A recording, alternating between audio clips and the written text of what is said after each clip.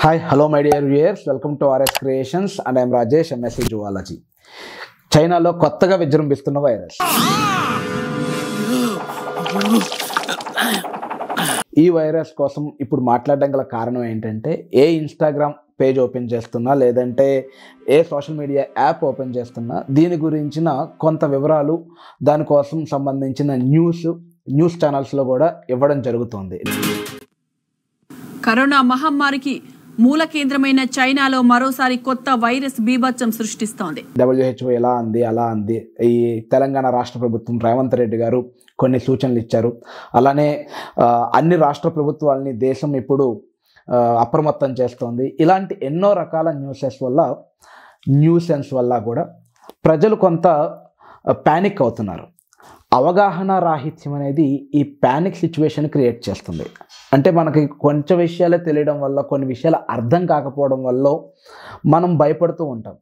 కొన్ని విషయాలు తెలుసుకోవడం ద్వారా ఈ వైరస్ గురించిన కొన్ని బేసిక్ డీటెయిల్స్ తెలుసుకోవడం ద్వారా ఆ భయాన్ని మనం ఓవర్కమ్ చేయొచ్చు అనే ఉద్దేశంతో మీకు మ్యాక్సిమం డీటెయిల్స్ అంతా కూడా ఈ వీడియో ద్వారా మీకు ఇవ్వాలని నేను అనుకుంటున్నాను.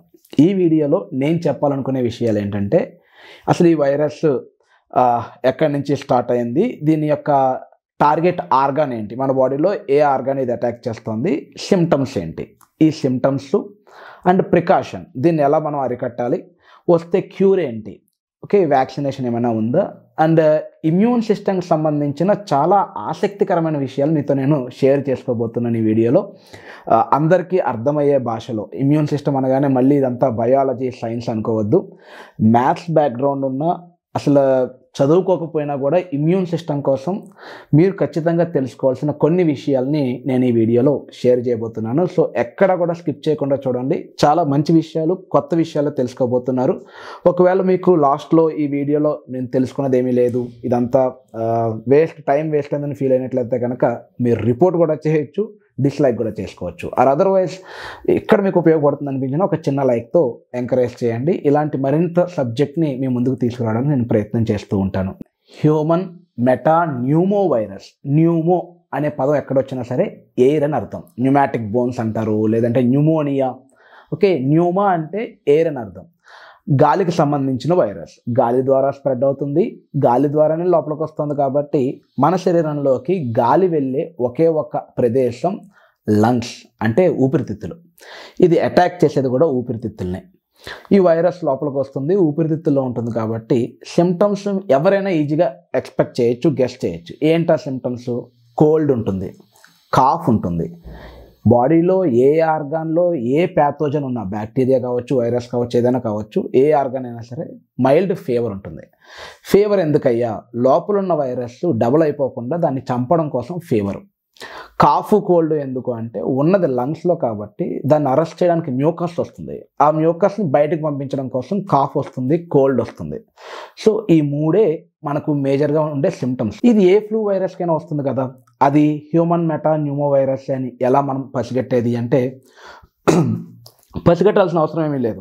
సిమ్టమ్స్ క్యూర్ ఉంది, కానీ ఈ వైరస్కి ప్రత్యేకంగా యాంటీవైరల్ కానీ లేదంటే యాంటీవైరల్ వ్యాక్సిన్ కానీ యాంటీవైరల్ డ్రగ్స్ కానీ ఏమీ లేవు. కాబట్టి బాడీ లోపలికి ఏ వైరస్ వచ్చినా, లంగ్స్లోకి ఏ వైరస్ వచ్చినా ఎలా ట్రీట్ చేస్తామో HMNV వచ్చినా కూడా అలానే ట్రీట్ చేయాలి. మరి దీనికోసం ఎందుకు ఇంత గట్టిగా WHO స్ట్రెస్ చేసి అందరికీ చెప్తోంది అంటే, ఫస్ట్ థింగ్ WHO ఎప్పుడు ఏ వైరస్ ఎక్కడ వచ్చినా అందరికీ చెప్తుంది, ప్రతిసారి చెప్తోంది. కోవిడ్ తర్వాత WHO మీద జనాలు అందరి ఫోకస్ పెరిగింది. WHO ఇచ్చింది అని. అసలు WHO అనేది ఒకటి ఉంది, వరల్డ్ హెల్త్ ఆర్గనైజేషన్ అనేది ఒకటి ఉంది, అది కొన్ని వ్యాధుల గురించి వాటి కోసం ఇన్ఫర్మేషన్ ఇస్తూ ఉంటుంది అనే అవేర్నెస్ పెరగడంతో మన అందరి చూపు దాని మీద పడడం వల్ల ఇప్పుడు వస్తున్న ఈ వైరస్ కోసం అది చెప్తున్న మాటలు మనం పట్టించుకుంటున్నాం అంతే. సెకండ్ పాయింట్, నిజంగా ఇప్పుడు నేనేదో ముందు చెప్పినట్టు లేదంటే అందరూ అనుకుంటున్నట్టు ఈ కొత్త వైరస్ కాదు, చాలా పాత వైరస్. 1958 నుంచి ఉంది ఆ వైరస్, అంతకన్నా ముందు నుంచే ఉంది. ఓకే, అంటే ఇది కొత్త సీసాలో పాత సారా అనమాట. ఈ వైరస్ అనేది సీజనల్ వైరస్. కోవిడ్ లాంటి సిచ్యువేషన్ కాదు అసలు, అలాంటి పరిస్థితి మళ్ళీ రాదు. ఓకే, అంటే మళ్ళీ రాదు ఇన్ ద సెన్స్ ఈ వైరస్ వల్ల జరిగే అవకాశం చాలా తక్కువ, లేదు అని చెప్పుకోవచ్చు. కారణాలు ఏంటో చెప్తాను. కరోనా వైరస్కి ఈ హెచ్ఎంఎన్వికి ఉన్న స్మాల్ డిఫరెన్సెస్ ఏంటన్నది చూద్దాం. ఫస్ట్ థింగ్, కరోనాలో వేరియంట్లు ఉన్నాయి. అవి ఒక్కొక్క సీజన్లో ఒక్కొక్కలాగా మారిపోతూ ఆల్ఫా, బీటా, గామా, డెల్టా అని చెప్పేసి రకరకాల వేరియంట్లు మారుతూ వచ్చేయడం వల్ల సంవత్సరాంతరం అంటే మొత్తం 12 నెలలు తర్వాత ఇంకొక 6 నెలలు, సంవత్సరంన్నర, 2 సంవత్సరాల పాటు దాంతో మనం ఫైట్ చేయాల్సి వచ్చింది. కానీ దీంట్లో అన్ని వేరియంట్లు లేవు. ఇది కోల్డ్ క్లైమాటిక్ కండిషన్స్లో పెరుగుతుంది. ప్రజెంట్ కోల్డ్ క్లైమాటిక్ కండిషన్స్ నడుస్తున్నాయి కాబట్టి ఈ మన దేశాల్లో ఆసియాటిక్ కంట్రీస్లో ఈ జనవరి, ఫిబ్రవరి మహా అయితే ఈ 2 monthsలో దీని యొక్క స్ప్రెడ్డింగ్ కెపాసిటీ ఎక్కువ ఉంటుంది. మళ్ళీ మార్చి పరీక్షల దగ్గరికి వచ్చాయంటే ఆ ఎండాకాలంలో పరీక్షల వేడికి ఈ వైరస్ కూడా ఉండలేదు, అది తగ్గిపోతుంది. కాబట్టి ఒకప్పటి లాక్డౌన్ సిచ్యువేషన్స్ వచ్చే అవకాశాలు లేవు. సెకండ్ థింగ్, ఇది ఇంకా ఎండమిక్గానే ఉంది. ఎండమిక్ అంటే ఎక్కడ పుట్టిందో అక్కడే ఉంది. చైనాలో పుట్టిందని చెప్పేసి అనుకున్నాం కదా, అక్కడే ఉంది. అది ఇంకా స్ప్రెడ్ అవ్వడం లేదు. సో ఇండియాలో అయితే ఈ వీడియో నేను చేసే టైంకి ఒక్క వైరస్ కేసు కూడా లేదు. సెకండ్ రీజన్ ఇది. మూడోది, దీని యొక్క స్ప్రెడ్డింగ్ స్పీడ్ అనేది చాలా తక్కువ. When compare with corona virus ఇది అంత స్పీడ్గా స్ప్రెడ్ అవ్వడం లేదు. ఓకే, అండ్ స్ప్రెడ్ అయితే మాత్రం ఓకే, ఇది ఖచ్చితంగా లంగ్స్లోకి వెళ్తుంది, ఇది మనం ట్రీట్ చేసుకోవాలి, క్యూర్ చేసుకోవాలి. లేదంటే ఇది బ్రాంకైటిస్ అని, న్యూమోనియా అని, ఇంకొక కొత్త రకాల వ్యాధులకి దారి తీసే అవకాశం ఉంది. కాబట్టి దీన్ని మనం కన్సిడర్ చేయాలి. నేను మరీ తీసిపడేయడం లేదు, మీరు భయపడాల్సిన అవసరం లేదని చెప్పడం నా ఉద్దేశం అనమాట. ఇక్కడ ఇది చాలా అయితే చిన్నపిల్లల్ని లేదా ముసలి వాళ్ళని ఎక్కువగా అటాక్ చేస్తుంది. ఎలా తెలుసండి వైరస్కి? ఏమైనా ఆధార్ కార్డే దాని యొక్క ఏజ్ అంతా చూసుకుని బాడీలోకి ఎంటర్ అవుతుందా అంటే అలా కాదు. అది ఏ బాడీలోకి ఎంటర్ అయినా చనిపోతుంది. కానీ చిన్నపిల్లలు లేదా ముసలి వాళ్ళ బాడీలో దాని యొక్క గ్రోత్ ఎక్కువగా ఉంటుంది. మిగతా అందరి బాడీస్లోనూ అంత ఎక్కువగా గ్రో అవ్వకపోవడం గల కారణం ఏంటి అంటే hero immune system. The hero name is immune system. ఈ ఇమ్యూన్ సిస్టమ్ అనేది పిల్లల్లో కొంచెం వీక్గా ఉంటుంది, ముసలి వాళ్ళలో అసలు ఇమ్యూన్ సిస్టమ్ ఉండదు. ఓకే, సో ఈ మధ్యలో ఉన్న వాళ్ళు ఎవరైతే 15 సంవత్సరాల నుంచి 60 సంవత్సరాల మధ్యలో ఉన్నారో వీళ్ళ మధ్యలో ఈ మధ్య భాగంలో ఉన్న అందరికీ కూడా ఇమ్యూన్ సిస్టమ్ అనేది కొంచెం యాక్టివ్గా ఉంటుంది. ఎవరి ఇమ్యూన్ సిస్టమ్ అయితే చాలా యాక్టివ్గా ఉంటుందో, చాలా నీట్గా మంచిగా ఉంటుందో, హెల్తీగా ఉంటుందో వాళ్ళ బాడీలోకి ఈ వైరస్ వెళ్ళినా వాళ్ళని ఏమీ చేయలేదు. ఎందుకంటే ఇమ్యూన్ సిస్టమ్ అనేది 24/7 ప్రొటెక్ట్ చేస్తూ ఉంటుంది. ఏంటి ఇమ్యూన్ సిస్టమ్? అది ఎలా కనిపిస్తుంది? దాని యొక్క ఆర్గాన్ ఏంటి అంటే బ్లడ్లోనే WBC ఉంటాయి అండ్ కొన్ని లింఫాయిడ్ ఆర్గాన్స్ ఉంటాయి. ఇదంతా మీకు చెప్పడం లేదు, కానీ మీరు ఒకటి ఊహించుకోండి, మన బాడీలో మనల్ని ప్రొటెక్ట్ చేయడానికి ఒక రోగ నిరోధక వ్యవస్థ ఉందని చెప్పి గుర్తుపెట్టుకోండి. ఆ వ్యవస్థ ఎలా పనిచేస్తుందో తెలుసుకుంటే ఈ వైరస్లే కాదు, ఫ్యూచర్లో ఏ వైరస్ వచ్చినా, ప్రజెంట్ ఏ వైరస్తో మనం సఫర్ అవుతున్నా ఈజీగా ఓవర్కమ్ అవ్వచ్చు. అసలు ఇమ్యూన్ సిస్టమ్ ఎలా పనిచేస్తుంది మన బాడీలో అని చెప్పడం ఈ వీడియోలో నా మెయిన్ ఉద్దేశం అనమాట. ఇది తెలుసుకోవాలి ఖచ్చితంగా ప్రతి ఒక్కరూ కూడా, మన ఇమ్యూన్ సిస్టమ్ ఎలా పనిచేస్తుంది అని. మన శరీరంలో ఉన్న ప్రతి భాగాన్ని నర్వస్ సిస్టమ్ కంట్రోల్ చేస్తూ ఉంటుంది. ఓకే, కానీ ఇమ్యూన్ సిస్టమ్ అలా కాదు. మన హెల్త్ని కంట్రోల్ చేసేది ఇమ్యూన్ సిస్టమ్. బాడీలోకి ఏమొచ్చినా రాకపోయినా మనం హెల్తీగా ఉన్నాము అంటే బికాస్ ఆఫ్ ఇమ్యూన్ సిస్టమ్. మరి రోగ నిరోధక వ్యవస్థని, ఇమ్యూన్ సిస్టమ్ని ఏం కంట్రోల్ చేస్తుందంటే మైండ్ కంట్రోల్ చేస్తూ ఉంటుంది. ఇమ్యూన్ సిస్టమ్ని కంట్రోల్ చేసేది ఏంటి? మైండ్ అంటే బ్రెయిన్ కాదు, మనసు అని అర్థం. మళ్ళీ అది హార్ట్ అనుకునేరు. మనసు అంటే హార్ట్ కూడా కాదు, నా మనసు పారేసుకున్నాను ఎవరి దగ్గర అని అనుకోవద్దు. మనసు లేదా మెదడు, ఈ మైండ్ అంటే ఏంటంటే ఆలోచన అనమాట. మనం ఆలోచిస్తాం కదా, మన ఆలోచనే ఇమ్యూన్ సిస్టమ్ని కంట్రోల్ చేస్తూ ఉంటుంది. ఎలా, ఎందుకని ఆలోచన ఇమ్యూన్ సిస్టమ్ కంట్రోల్ చేసే కెపాసిటీ ఉంది అంటే చూడండి, మీరు వింటూ ఉంటారు కొన్ని ఆపరేషన్స్ జరిగేటప్పుడు డాక్టర్స్ వచ్చి పేషెంట్ మాకు కోఆపరేట్ చేయడం లేదంటారు. పేషెంట్ కోఆపరేట్ చేయడం ఏంటి? చప్పట్లు కొట్టాలి పేషెంట్ అక్కడ కూర్చుని? అది కాదు అక్కడ ఉద్దేశం. మనిషి యొక్క ఆలోచన ఇమ్యూన్ సిస్టాన్ని స్టిమ్యులేట్ చేస్తూ ఉంటుందన్నమాట. మీరు భయపడినా, బాధపడినా, యాంగ్జైటీగా ఫీల్ అయిపోయినా, స్ట్రెస్ ఫీల్ అయిపోయినా మన బాడీలో కొన్ని హార్మోన్స్ రిలీజ్ అవుతాయి, కెమికల్స్ రిలీజ్ అవుతాయి. ఆ హార్మోన్స్ లేదా ఆ కెమికల్స్ ఏం చేస్తాయంటే ఇమ్యూన్ సిస్టాన్ని సప్రెస్ చేస్తాయి. సప్రెస్ ఇన్ ద సెన్స్, నువ్వు పడుకో, నేను చూసుకుంటాను, నీ పనేం లేదు ఇక్కడ అని చెప్పి ఆ హార్మోన్స్ ఇమ్యూన్ సిస్టానికి చెప్తాయి. ఇమ్యూన్ సిస్టమ్ ఓకే అని చెప్పేసి పడుకుంటుంది హ్యాపీగా. ఎందుకని? అప్పుడు రిలీజ్ అయ్యే హార్మోన్స్ ఆ సిచ్యువేషన్లో మీ ఫీలింగ్స్కి ఎక్కువ ఇంపార్టెన్స్ ఇస్తూ ఉన్నాయి. దానికోసం ఆలోచించాల్సిన పరిస్థితి ఉంది. ఎడ్రినలిన్ ఇమ్యూన్ సిస్టాన్ని సప్రెస్ చేస్తుంది. కార్టిసాల్ అనే ఒక హార్మోన్ వస్తుంది. అది కూడా ఇమ్యూన్ సిస్టాన్ని సప్రెస్ చేస్తుంది. స్టెరాయిడ్ హార్మోన్స్ ఇవన్నీ కూడా అవి ఏం చేస్తాయి? ఎడ్రినలిన్ పెప్టైడ్ హార్మోనే. ఈ కార్టిసాల్ అనేది స్టెరాయిడ్ హార్మోను.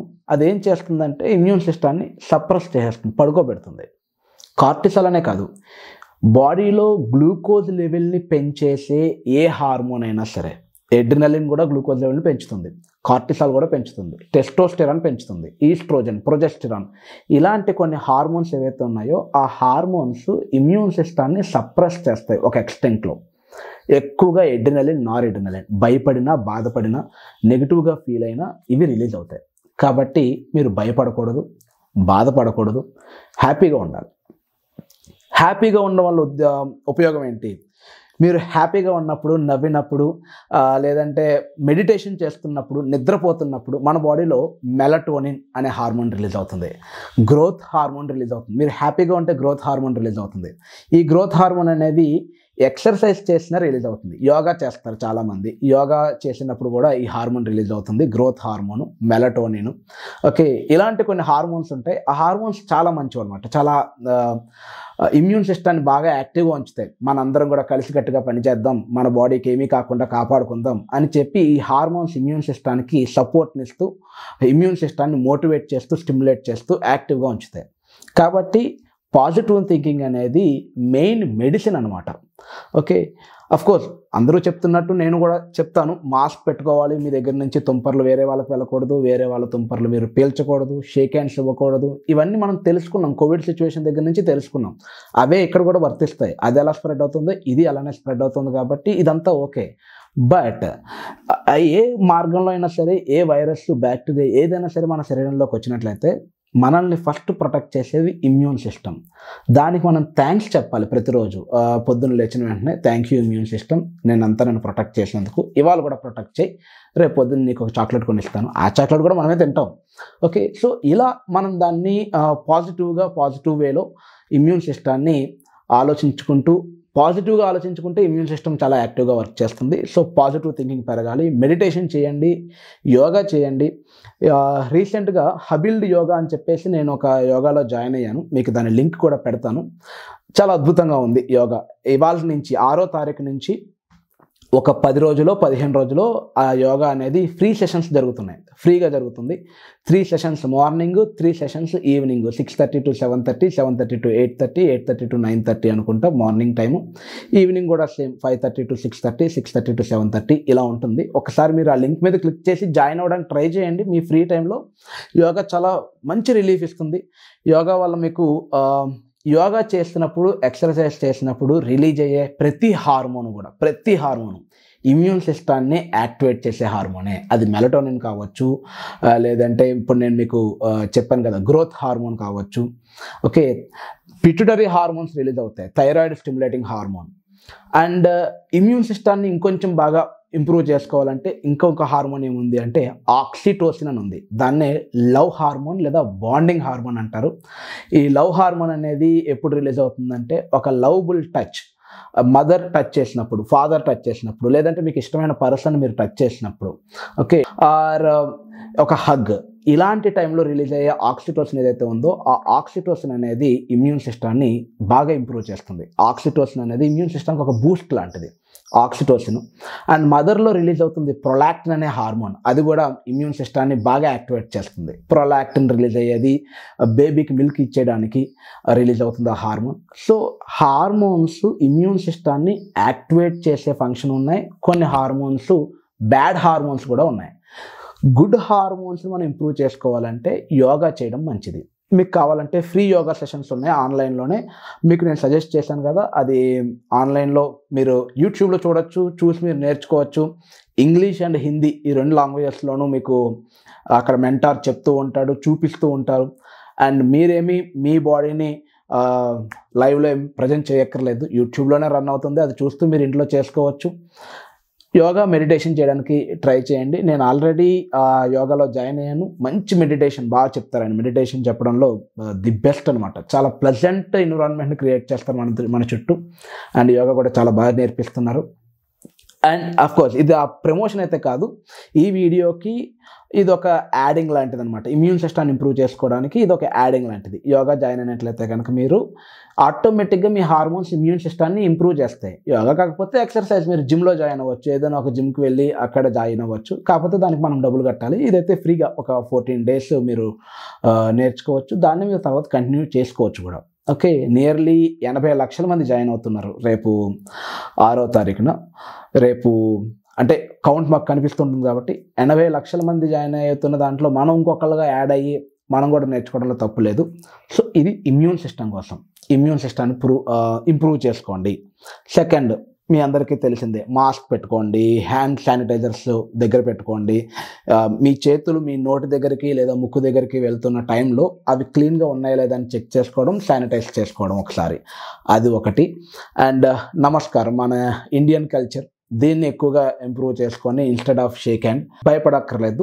మీకు ఆల్రెడీ చెప్పినట్టు ఇండియాలో ఇంతవరకు ఒక కేసు కూడా నమోదు కాలేదు. నమోదైనా పెద్దగా ఇబ్బంది పడక్కర్లేదు. మీరు ఇమ్యూన్ సిస్టమ్ డెవలప్ చేసుకుంటే ఆటోమేటిక్గా ఇది క్యూర్ అవుతుంది. సెకండ్ థింగ్, ఇంకొక విషయం, ఇంపార్టెంట్ విషయం, కోవిడ్కి ఎలా అయితే కోవాక్సిన్, కోవిషీల్డ్ ఇలాంటి కొన్ని స్పూత్నిక్ అని చెప్పేసి కొన్ని వ్యాక్సిన్లు ఏవైతే వచ్చాయో, ఇక్కడ ఈ వైరస్కి అలాంటి వ్యాక్సిన్లు ఏమీ లేవు. First thing.